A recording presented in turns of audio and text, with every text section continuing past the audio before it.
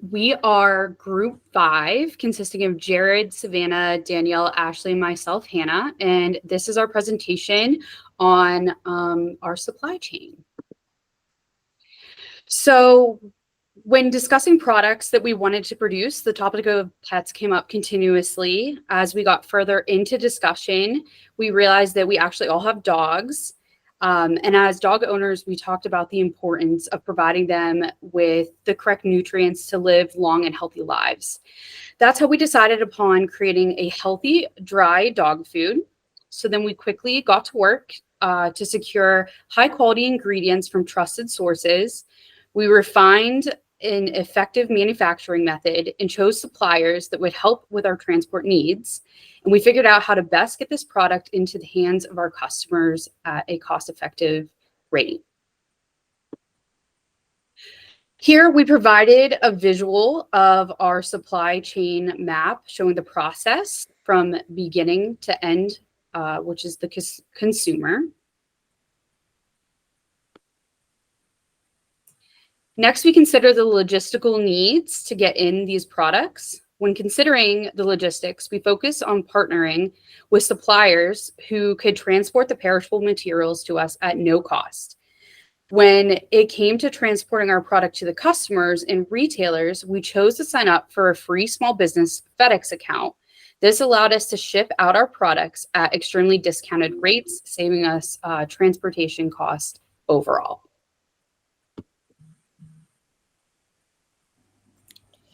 We have decided to make a dry dog food that includes very nutritional and tasty ingredients for your pet to enjoy while getting all the benefits.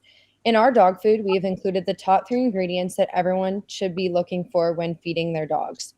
The first ingredient must be a high quality protein, and the best protein sources for dogs include fresh, lean cuts of whole food. Lightly cooking fresh whole food ingredients will also prevent diseases while maximizing nutrition, digestibility, and taste.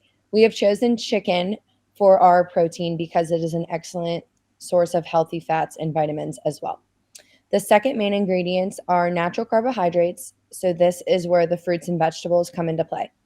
Carrots are good for the eyes and are chock full of beta carotene and antioxidants. Sweet potatoes have significant antioxidant capabilities and are a great source of vitamins, minerals, and dietary fiber.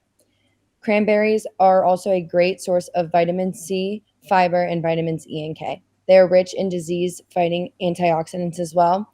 And then blueberries are great for a dog's immune system and include heavy sources of vitamins K and C along with fiber. Lastly, we are adding fish oil because it is a healthy fat that contains primarily omega-6 fatty acids. Additionally, vitamins D and E supplements because they are important fat-soluble vitamins and are essential to maintain the health and wellness of your dog. Some preservatives are also added to keep the product shelf stable. And the breakdown of cost per pound is as follows. Protein, 75 cents, carbs, 30 cents, fats, 50 cents, vitamins and minerals, 6 cents, and preservatives, 40 cents. Dry dog food manufacturing involves several stages. First, the ingredients need to be selected and sourced. The chicken is cooked, fat is removed, and then the remaining material left is dried to create dry meal. The fruits and veggies come in dry form and are milled or ground prior to mixing. The fish oil, along with vitamin D and E supplements, are added to ensure all essential nutrients. Next up is ingredient weighing and prep. The ingredients are carefully selected and formulated to deliver a complete and balanced nutrition for your dog.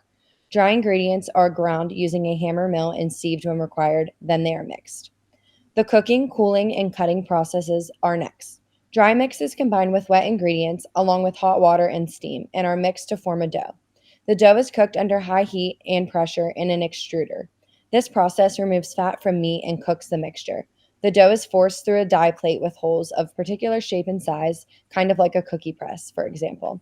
This cuts the dough into kibbles of the desired size and shape. Next is the drying and kibble coating process. The kibble is placed in an oven to dry until it has a low enough moisture content to be shelf stable. The kibble is then coated with a sequence of liquid oil or fat, a liquid digest, and a powdered digest. The fat adds energy while the flavoring gives the kibble an appetizing smell and taste. After drying and coating, the kibble is cooled at room temperature and then weighed and bagged. Packages are stored in boxes or wrapped on pallets and stored in warehouses ready for distribution to customers, and the manufacturing cost per ton is 58 cents.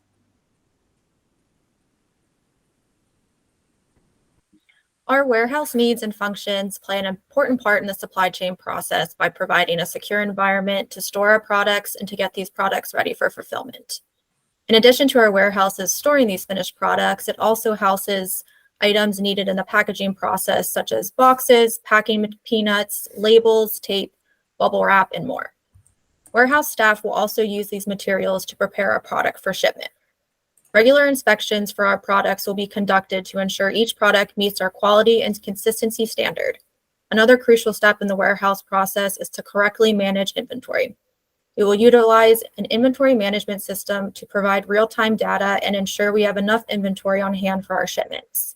We will also use this system to forecast our future sales and inventory considering expiration dates for our dog food. Lastly, we will have a security system and surveillance cameras set up to guarantee our inventory will be protected from theft and damage. Our cost of our warehouse needs is roughly 10 cents per month per product and includes the lease of the building, wages for the warehouse employees, inventory management systems, equipment used in the warehouse, and then packaging materials, labeling systems, and utilities and insurance. Our retail needs detail how our customers will find our products. We will have the option for customers to purchase directly from our website and to be directly shipped to them. And we will also have retail store options for our customers to utilize as well. We plan to provide our product at retail stores such as Walmart, Target, local and chain pet stores, grocery stores, and more, as well as putting our product on Amazon.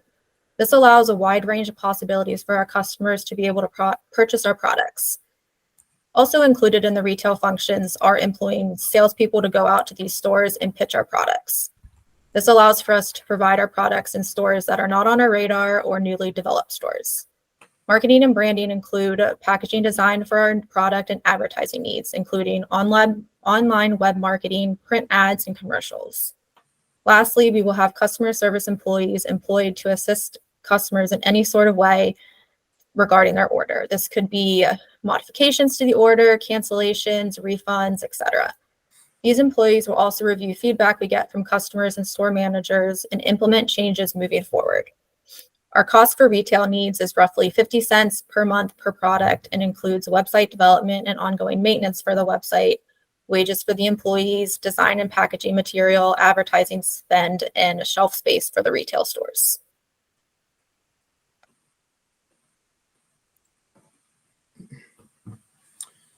Thank you. So looking at cost versus profit year one, over the first 12 months, we looked at several resources sourcing across the U.S. As a general rule, you can use the following as a determination. The difference between small, medium, and large dog. So 4 to 6 pounds is good for a small dog at 20 pounds. 12 to 18 pound bags is good for a medium sized dog between 20 and 50 pounds. And a 24 to 30 pound bag is good for a large size dog at 50 pounds or more.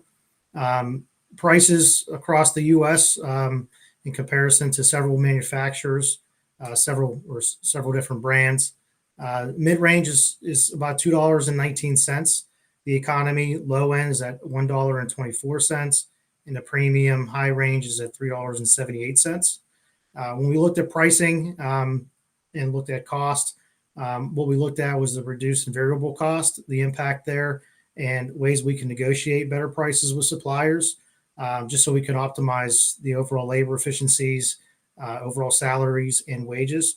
We looked at managing fixed costs. Fixed costs were highly contributed to the overall the equation here for dry dog food.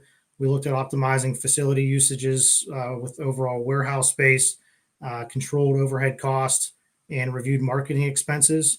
Marketing expenses to include advertising in addition to insurance requirements. And lastly, increased revenue, right? So the key driver here is overall revenue, growth in revenue. We looked at enhanced product value throughout different lines of ingredients, different lines of manufacturing and logistics. And the main customer-centric focus, direct-to-consumer, D2C channels, and through e-commerce, so all online. All right. So the focus, so for cost versus profit calculations, the most critical variables typically included in the main revenue drivers and major expense categories here. We looked at variable pricing and identified the variable pricing over fixed pricing, and then ultimately landed with the selling price, $3.05. So ultimately, the key driver is revenue, which is the total amount of money guaranteed from the sale itself. And this directly impacts the influences from the gross profit and net income. So with higher revenue generally leads to higher profit, assuming costs remain constant. But in this situation, it does not. Cost of goods sold, so the COGS we looked at, these are the direct costs attributed to the production of the goods sold by the company. And this includes the cost of raw materials and manufacturing expenses. The impact here, and there's certainly a high impact, as the COGS directly affect gross profit, which is a key determinant of overall profitability. Operating expenses, we looked at salaries, overall rent, utilities, marketing, and insurance. And these total operating expenses led to $444,000. And those operating expenses allowed us to identify the net income, net profit of roughly $388,000. So when we look at the variable price, we calculated out to $1.30, and the selling price of $3.05 led to an overall break-even sale of roughly a fixed cost over contribution margin per unit. And that led to us required to sell over 254,000 pounds or roughly 127 tons of dog food.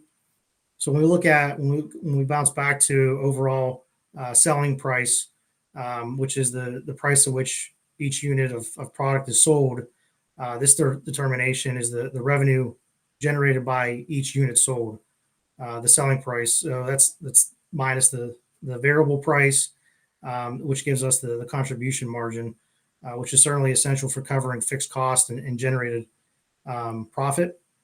So looking back, this is a baseline for or before our launch in 2024, and we're eager to take a look at the variables, the amounts that we have here, and assess and amend those numbers as we move forward.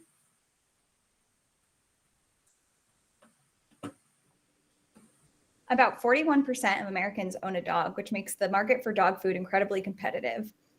According to some research, the top 2 dog food companies own about 46% of market shares, which is a lot of competition for a small company like ours to compete with. Other companies that are well known, like Blue Buffalo and Hills, don't even make up half the market shares that Purina does. And Purina also has private labels. Private labels are typically larger brands that are making the same dog food for companies like Walmart or Target. And it's just the store brand, such as Great Value. We would fall into the others category in this chart here, where about 25% of market shares are split between a lot of smaller companies that don't quite have the manufacturing capability that companies like Purina has. This slide shows that the market shares are split between top companies and companies like ourselves, which is a small fraction of the billion-dollar industry, which I'll discuss more in detail in the next slide. With that, I have compared a growth comparison of the top companies shown on the previous slide to show the compounded annual growth rate of about 4.6%, which is a conservative estimate on how much the industry will grow for the next 5 years, according to the research of the industry. We can see how much the market is growing over the next 5 years for larger companies such as Purina, and as well as smaller companies such as ourselves, which is grouped in the other companies group. And again, with the extremely competitive market, our company would be at about 0.01% of the total market revenue for every year that we are in business. And that's only if our business is to grow at the same consistent 4.6 annually compounded rate that the market is growing in. This number could go up or down based on market fluctuations. And while we only make up a small percent of the market, larger companies do tend to buy smaller companies, so that can make up more of market share. Overall, in the second chart on this graph, you can see that if we had a net income of $388,000 over 5 years, we would eventually come out to $464,000, which again is just a small percentage of the total industry revenue for the dog food market. But with how competitive the dog food market is, we would hope that our chances of getting more than a 4.6 annual increase so that we can be more competitive and we can stay in business for longer.